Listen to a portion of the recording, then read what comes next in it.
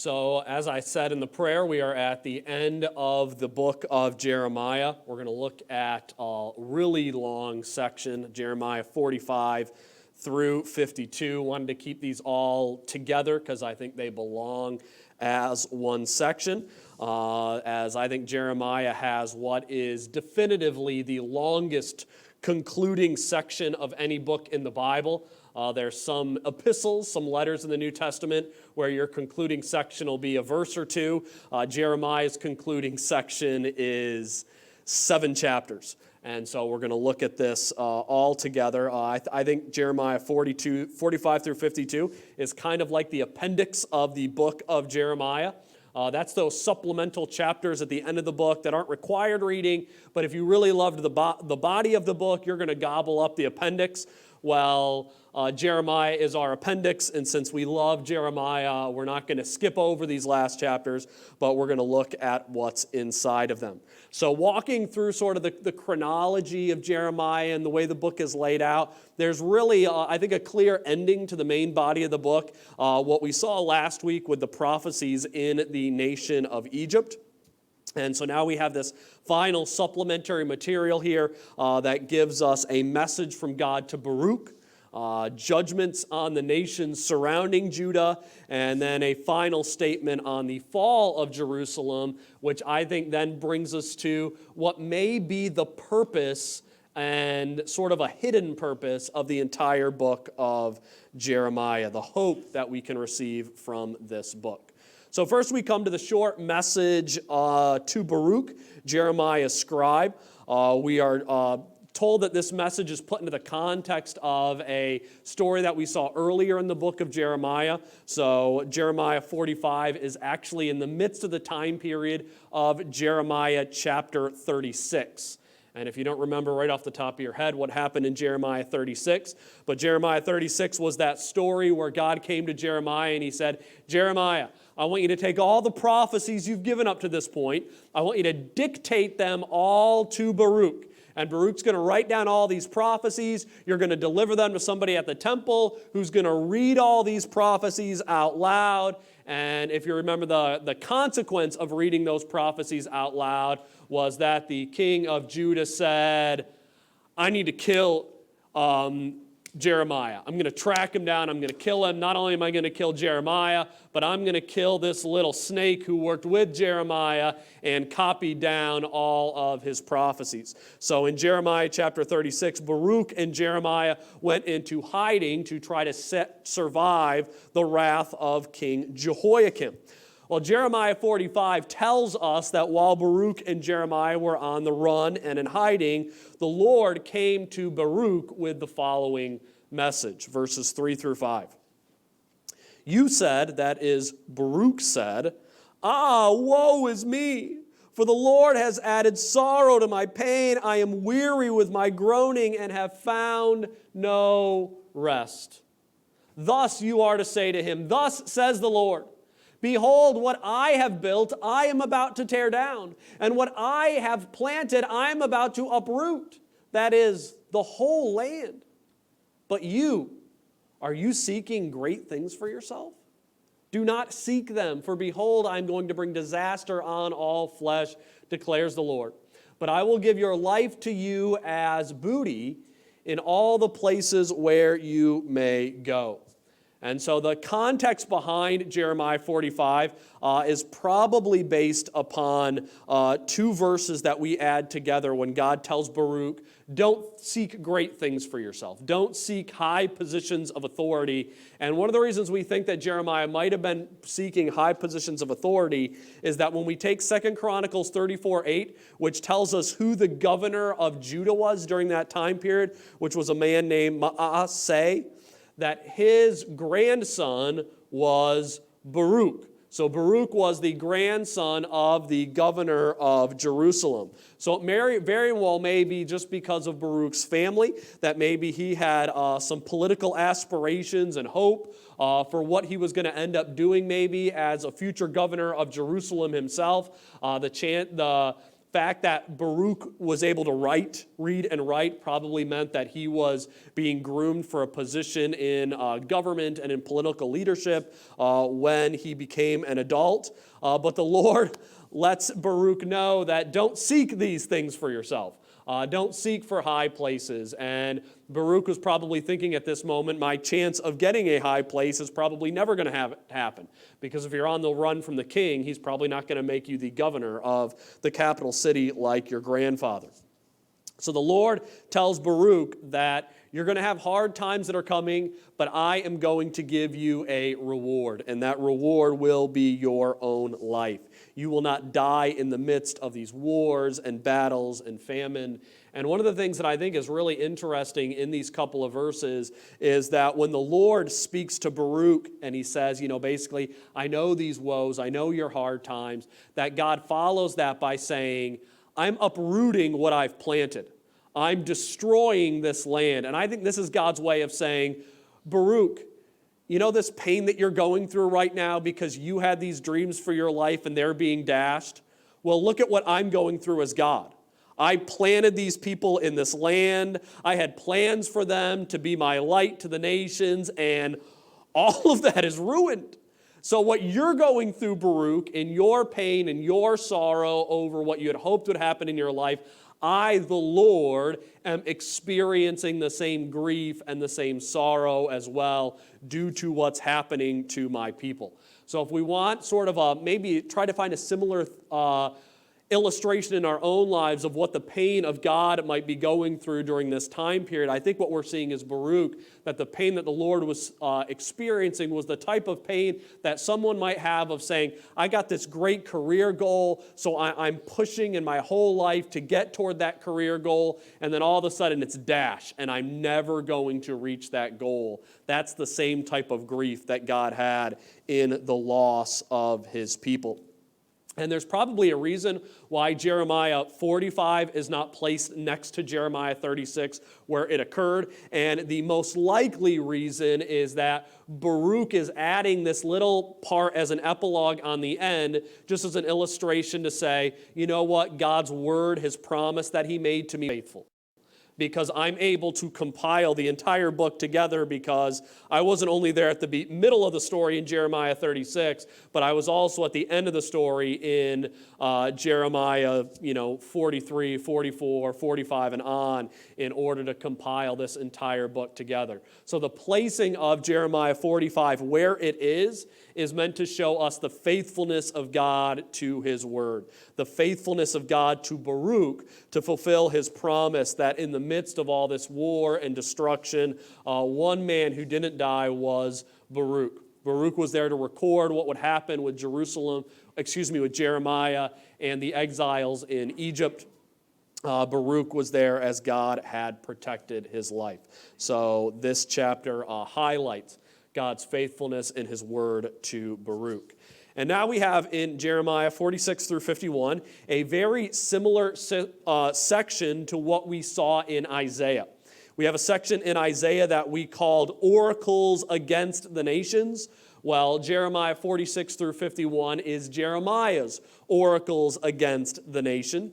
Probably the one sort of interesting note about these chapters is that in our Bibles, they're in chapters 46 through 51, but in the Septuagint, in the Greek translation of the Hebrew Old Testament, these chapters occur following Jeremiah 25. So these are actually Jeremiah 26 through 31 in the Greek Old Testament, but we follow the order of the Hebrew Old Testament, which is called the Masoretic text. And so we place these chapters at the end of the book.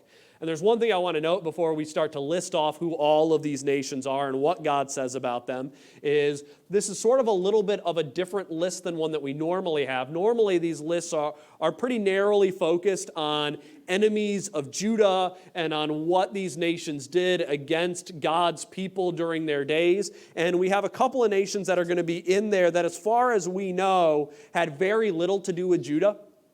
and didn't go to war with them. As far as we know, didn't persecute the people of God.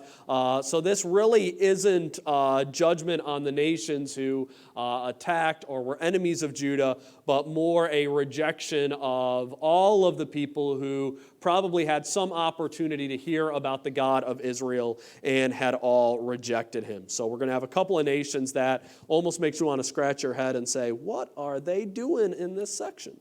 All right, so Jeremiah, starting in 46, we're going to go through 51. Obviously, we're not going to read all of this or hardly any of it, but our bookends of this section are the two most important nations of this time period, which are Egypt and Babylon. So Jeremiah chapter 46 actually could be three different chapters, as Jeremiah 46 is a series of three different oracles in 46. The first two oracles are judgments against the nation of Egypt. So Egypt is the first nation that comes to, as verses 1 through 26 are all against Egypt. But verses 1 through 12 are a judgment against Egypt that has the historical context of the battle at Carchemish. Carchemish is famous because that is the battle where Babylon basically crushed Egypt's place in the world and said, Egypt, you're not going to have any more authority here anymore. And also King Josiah died at the Battle of Carchemish trying to come to the aid of the Egyptians. Or trying to come to the aid of the Babylonians, excuse me. He should have come to the aid of the Egyptians, but instead he came to the aid of the Babylonians, and it got him killed. The second oracle, verses 13 through 26, were given at the coronation of Nebuchadnezzar. And basically they're saying Nebuchadnezzar, who's just being raised up into power, he is going to come and destroy Egypt. So Egypt gets two oracles in this chapter. Everybody else gets one. And then the shortest oracle, the third one, is on the nation of Judah. It's our only section of deliverance and not judgment, as verses 27 through 29 is about how one day the people of Israel will be delivered. Excuse me, I said that wrong. In the midst of a couple of the other judgments, there is deliverance as well. So we are going to see some more deliverance in this section. So verses 27 through 29 is on the future deliverance of Judah, most likely to show a contrast between hope for the people of God and doom for the people of Egypt. I think there's probably a good possibility that these last three verses could have been written as the remnant was fleeing to Egypt, as a way to further illustrate you shouldn't put your hope in Egypt, but you should put your hope in the God of Abraham, Isaac, and Jacob. Our next judgment is against Philistia. This is Jeremiah 47, 1 through 7, a short little judgment. There's not really any information in there that can let us know when this took place in the midst of Jeremiah's life. So it's just basically a generic passage of judgment on Philistia. The second longest judgment on all of the nations is one that surprises me. It's on the nation of Moab. What surprises me about this is because I would assume if any nation would get the second longest judgment after Moab, it would be Ammon. Because we talked 2 weeks ago about the group of people who sort of sabotaged the Jews right after the downfall by the Babylonians, and that was Ishmael and the Ammonites. So I would expect that if anybody would get a long judgment against them, it would be the Ammonites. But instead it's the Moabites who get this long judgment against them. And then there is also a prophecy of a future restoration of Moab. Ammon will get the same prophecy of future restoration as well in the midst of their short judgment passage. And I think one of the reasons to have this Ammon and Moab prophecy of restoration is that it sort of is keying us into the nature of the future kingdom of the Messiah. That the kingdom of the Messiah won't be limited to Jesus ruling in Jerusalem, just being over the nation of Israel, and that's it. But the rulership of the Messiah will go beyond the nation of Judah, and it will encompass other nations of the world that will still exist. So I believe Moab and Ammon will exist in the millennial kingdom. They'll exist as Moab, they will exist as Ammon, and they will be in support of what the Lord is doing in Jerusalem. And then we have a judgment on Ammon in chapter 49, verses 1 through 6. Again, it just shocks me that this is so short, because I would assume that if any nation was going to get the judgment that was coming to them because of what Ishmael did, it would have been Ammon. But they only get verses 1 through 6 of 49. The next nation is the nation of Edom. Edom is also judged in chapter 49. They get it in verses 7 through 22.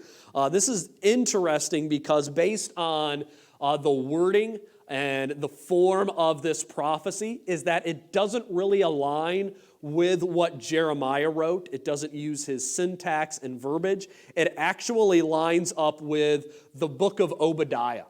And if you're like, well, what's Obadiah about? Obadiah is a book that is all about judgment on Edom.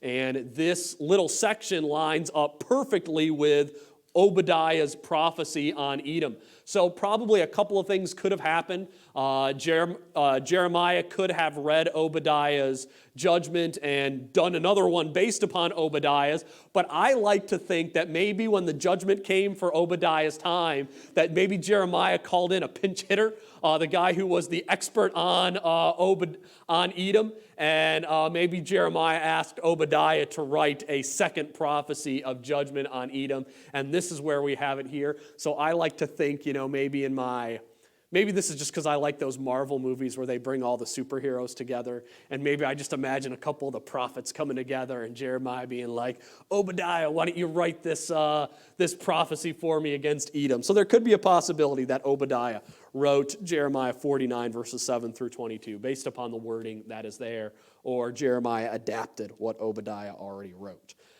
The third judgment in Jeremiah 49 is a judgment on Damascus or Syria, as Damascus is the capital city of the nation of Syria. This is a short passage, only verses 23 through 27. Not a lot of details in there. It's not surprising that Damascus and Syria got such a short section, because if we remember historically, with what happened with the Assyrians just devastated Syria. They laid to waste Damascus. And so at this point in history, Syria wasn't really much of anything. They hadn't fully recovered yet from what the Assyrians had done to them. And so it's not surprising that they get a very small section of judgment in the book of Jeremiah. And then we're going to go on to a couple more nations in Jeremiah chapter 49. And that is not really a nation, but a people group. This is the people group of Kedar or Hazor. And in verses 28 through 33 talks about them. Anybody know, I had to look it up before I talked about this. Anybody know who the Kedar or Hazor people are? Oh, good. I was going to be nervous if other people knew and I had to look it up. The people of Kedar and Hazor, they are a collection of roaming Arabs. So they're nomads who lived north of the Sea of Galilee. So they're Arab people who didn't live in cities. They were nomads traveling from place to place, taking care of their flocks and their herds, and they were Arabs living north of the Sea of Galilee. So we didn't really hear much about them. They weren't really that established of a people group, but apparently Nebuchadnezzar put the hurt on them pretty bad. And then finally we have the nation of Elam. Elam is another one this is the one that I'm most shocked that occurs here, because Elam is nowhere near Judah at all. This is why we never hear about Elam. Elam is actually east of Babylon. Elam is near modern-day India and Pakistan. So they are located on the opposite side of Babylon from the Jews. So it's such a long distance away. And so that's talked about how they will be judged by Babylon. And then interestingly, they are promised a restoration in the end. And so I like to think that maybe one of the reasons that Elam is mentioned under the judgment of Babylon and then also a future restoration is to highlight that when the millennial king comes, when the Messiah arrives and he brings this restoration, not only to his own people in Judah, but also to surrounding nations, that the people that he will bless and restore will stretch far, far beyond the nation of Judah and go all the way to what we would consider today Pakistan and India, to the far east of them. So Elam is brought up there. So if you want to make a note about them at all, they're a people that are near what we consider India today. And then finally, we make it to our longest oracle, our longest section of judgment, which obviously the longest judgment would be on Babylon. Babylon is judged from chapter 50 to chapter 51, a passage about how desolation and the sword will fall upon Babylon. They will be conquered just as they had conquered other nations, which, if you think about it, out of all the prophecies that Jeremiah made, and he made a lot of ones that just seemed so outlandish at the time, if any of them seemed unlikely to occur, this was the most unlikely. Because who would have ever predicted at the height of Babylon's power that someone could have overcome Babylon? I mean, we need to make sure we see how crazy this prophecy was. Because when Babylon was at the height of their power, the world had seen absolutely nothing like Babylon before.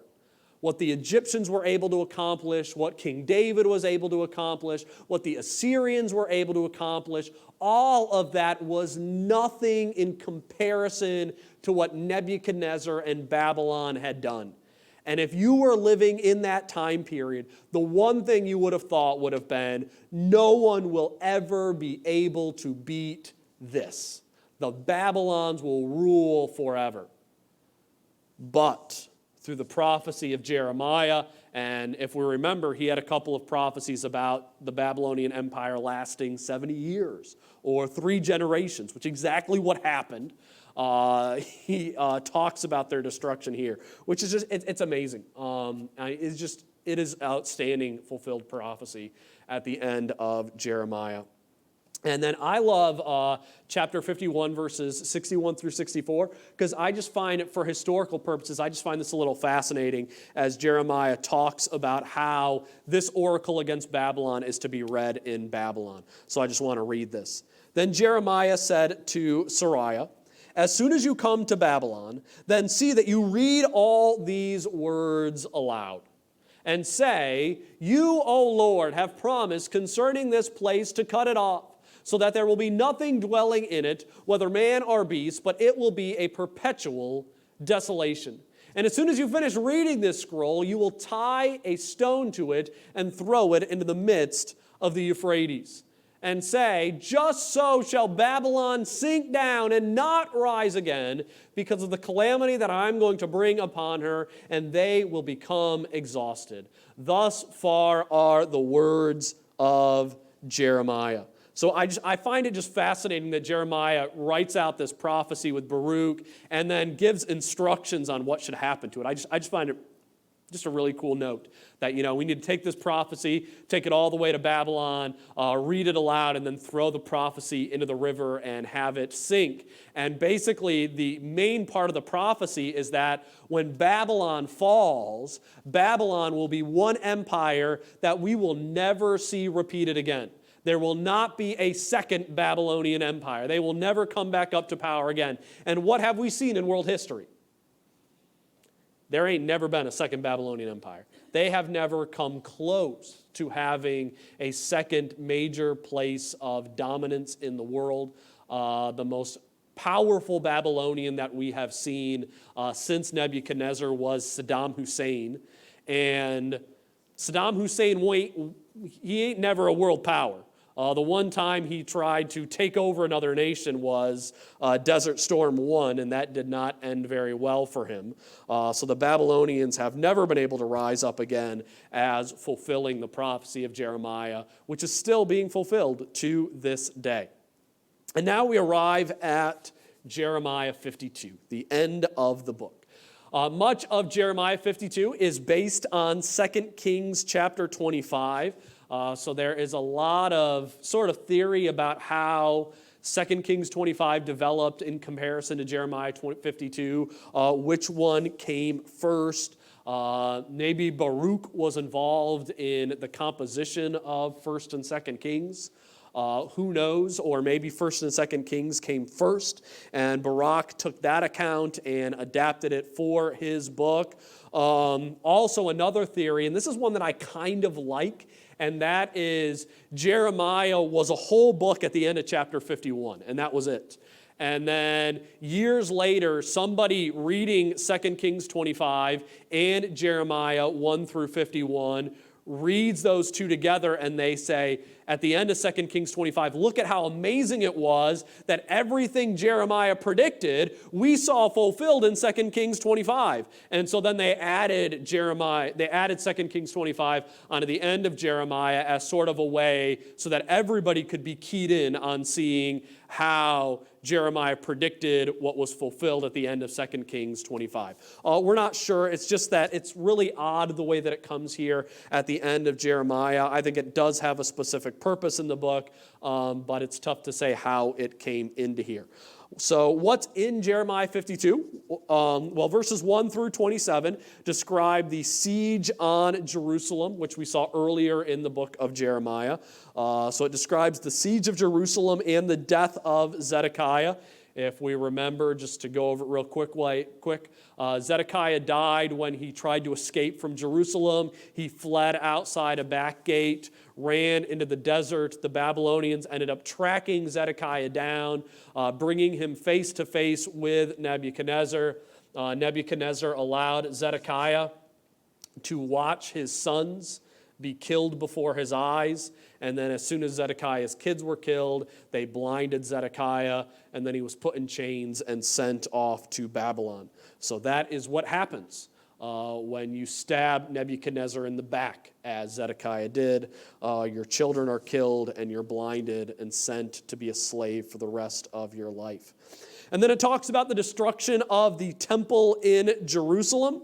And the way it reads, it could be possible that the only articles in the temple at that time that were original to Solomon were the bronze articles that were in the temple. As it reads, the 2 pillars, the 1 sea, and the 12 bronze bowls that were under the sea, and the stands. So it could be that those bronze items were the only thing that were still in the temple that Solomon himself had built, that anything that was gold or silver in the temple had been crafted by another king, maybe Josiah. And it's not shocking that only the bronze items would have lasted until that time period. We do know from history that the Ark of the Covenant was no longer in the temple by the time the Babylonians had shown up. The most likely theory was that something with the Egyptians had gotten the Ark out of the temple.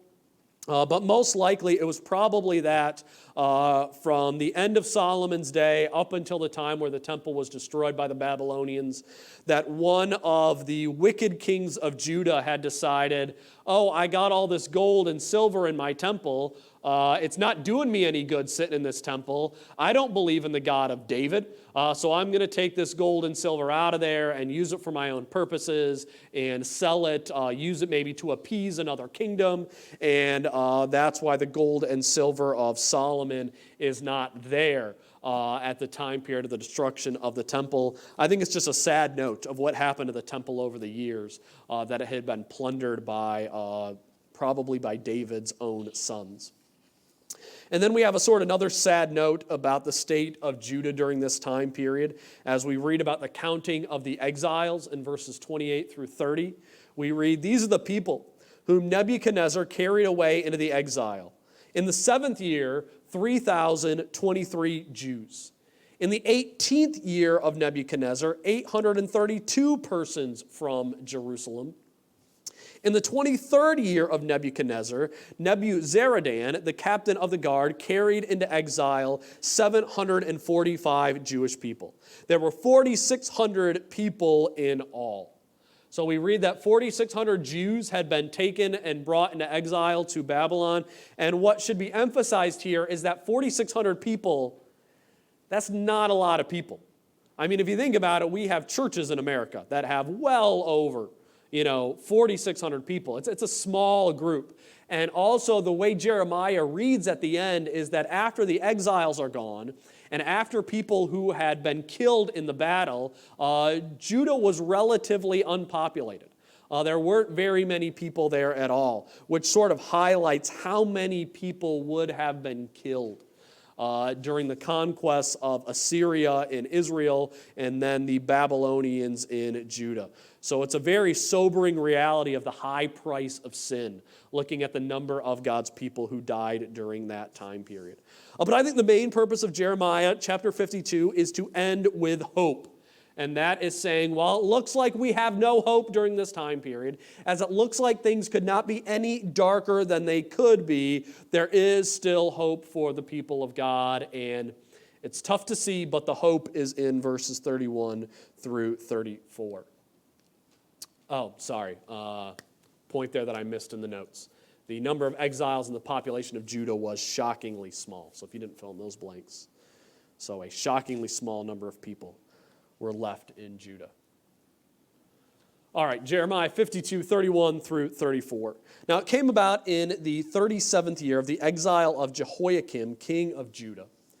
In the 12th month, on the 25th of the month, that evil Merodach, king of Babylon, in the first year of his reign, showed favor to Jehoiachin, the king of Judah, and brought him out of prison. Then he spoke kindly to him, and he set his throne above the thrones of the kings who were with him in Babylon. So Jehoiachin changed his prison clothes and had his meals in the king's presence regularly all the days of his life until the day of his death. And this seems like such a pointless footnote to use at the end of not just one, but two books. Both 2 Kings and Jeremiah end with this little historical note on Jehoiachin. A lot of people would probably think, let's end on greater hope. Let's talk about Cyrus sending the Jews back to the land of Jerusalem. Why end with Jehoiachin and his odd bromance with evil Merodach? Which, that is an awesome name. That's the name I should have given to Elias. Evil Merodach, a name to fit his character. Don't tell him I said that. So why end with that? And there's a specific hope, a specific reason, and it is to provide hope for God's people. Because if you think about it, God's people would be in the depths of despair at this time period. Jerusalem has been laid waste. Judah has been destroyed. There is no longer a son of David who is ruling on the throne. So what about all those future prophecies for God's kingdom? What about all those future prophecies of restoration and hope and beauty that we see in Isaiah and Jeremiah and Zechariah and Daniel? What is going to happen with all of those? Well, the point of these last couple of verses is to say, the line of David has not ended.